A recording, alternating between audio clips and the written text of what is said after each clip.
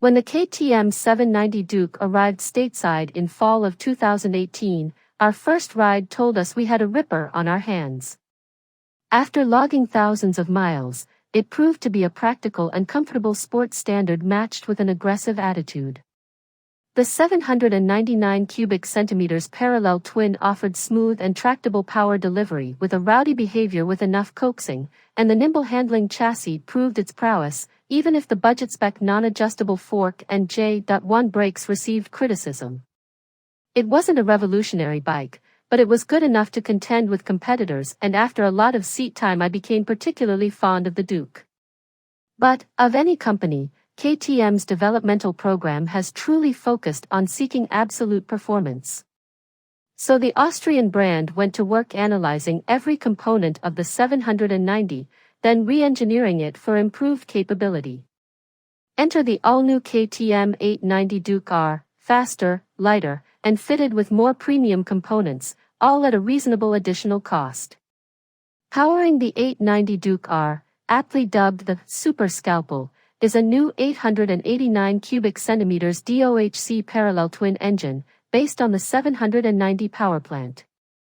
The engine gets an increased bore and stroke of 90.7 by 68.8 mm, from 88.0 by 65.7 mm, and a higher 13.5 to 1 compression ratio, versus the 12.7 to 1 of the 790, and 1000 rpm bump at redline to 10,500 rpm.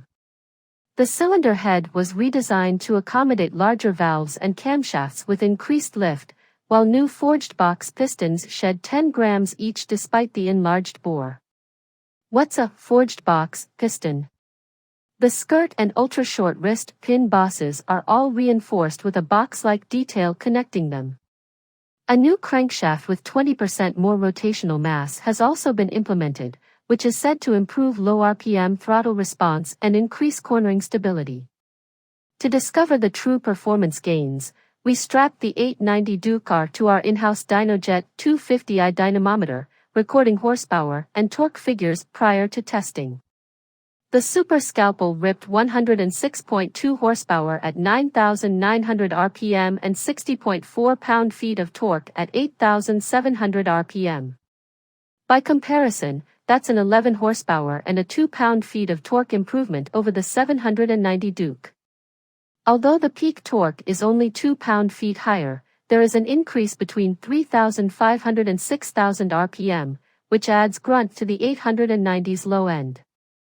Likewise, horsepower figures enjoy a bump throughout the power band, most notably matching the 790's peak power 1000 rpm earlier, then smashing all the way until its increased redline.